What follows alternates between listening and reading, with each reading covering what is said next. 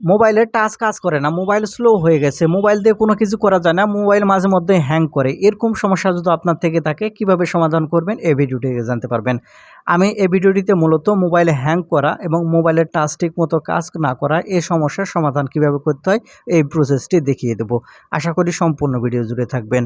তো মূল ভিডিওতে যাওয়ার আগে ছোট্ট একটা রিকোয়েস্ট করবো, শুধু ভিডিওটিতে একটা লাইক দিয়ে ভিডিওটি শেয়ার করে রাখবেন, প্রয়োজনে কাজে আসবে। তাহলে চলুন সম্পূর্ণ ভিডিওটি দেখতে থাকুন। আপনাদের ফোনের টাচ ঠিকমতো কাজ করে না, ফোনের টাচ হ্যাং করে, এই সমস্যা কীভাবে সমাধান করবেন। তো সেজন্য সর্বপ্রথম আপনাদের ফোন থেকে সেটিংস ওপেন করে নেবেন। যখন ফোন থেকে সেটিংস ওপেন করে নেবেন আপনাকে এরকম ইন্টারফেসে নিয়ে আসবে। এখন এখান থেকে উপরে আপনার লক্ষ্য করে দেখতে পাবেন সেটিংসের সার্চ বার, এই সার্চ বারের উপর ক্লিক করবেন। এখান থেকে সেটিংসের সার্চ বারের উপর ক্লিক করার পর এখান থেকে সার্চ বারের উপর ক্লিক করার পর ডিজিটাল অ্যাসিস্ট্যান্ট লিখে এখান থেকে আপনারা সার্চ করবেন।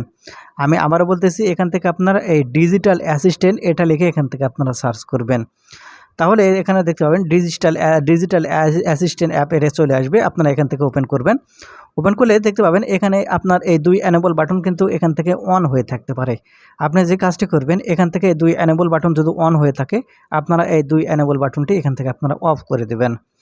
এটা অফ করে দেওয়া হয়ে গেলে এখান থেকে আপনারা ব্যাক বাটনে ক্লিক করে চলে আসবেন। আসার পরে আপনাদের ফোনে যে অ্যাক্সেসিবিলিটি যে সেটিংসটি আছে, আপনার ফোন থেকে শর্টকাট অ্যাক্সেসিবিলিটি অথবা যে অ্যাক্সেসিবিলিটি সেটিংস আছে এটা ওপেন করবেন। ওপেন করার পর এখান থেকে নিচের দিকে চলে আসবেন। নিচের দিকে আসলে এখানে আপনারা দেখতে পাবেন touch hold and delay option. আপনি এখন এখান থেকে টাচ হোল্ড অ্যান্ড ডিলে এই অপশানটি ওপেন করবেন। করার পর এখান থেকে যে শর্ট টাইম যেটা সিলেক্ট করা আছে শর্ট, আপনি এই শর্ট এটা সিলেক্ট করে দেবেন। দেওয়ার পরে এখানে আপনারা লক্ষ্য করলে দেখতে পাবেন রিমুভ অ্যানিমেশন নামের একটি অপশান পেয়ে যাবেন। এখন এখান থেকে আপনি এই রিমুভ অ্যানিমেশনের যে এনেবল বাটনটা আছে, এই রিমুভ অ্যানিমেশনের এই এনেবল বাটনটি এখান থেকে আপনারা অন করে দেবেন। তাহলে দেখতে পাবেন আপনাদের ফোনের টাচ একবারে সুপার ফাস্ট কাজ করবে। তো বন্ধুরা, এই ছিল আজকের ভিডিওটি থেকে কিছু শিখে থাকলে আমাদের চ্যানেলটিকে সাবস্ক্রাইব করে রাখবেন এরকম ইম্পর্টেন্ট ভিডিওগুলো সবসময় পাওয়ার জন্য। ধন্যবাদ ভিডিওটি দেখার জন্য। দেখা হবে নতুন কোনো ভিডিওতে।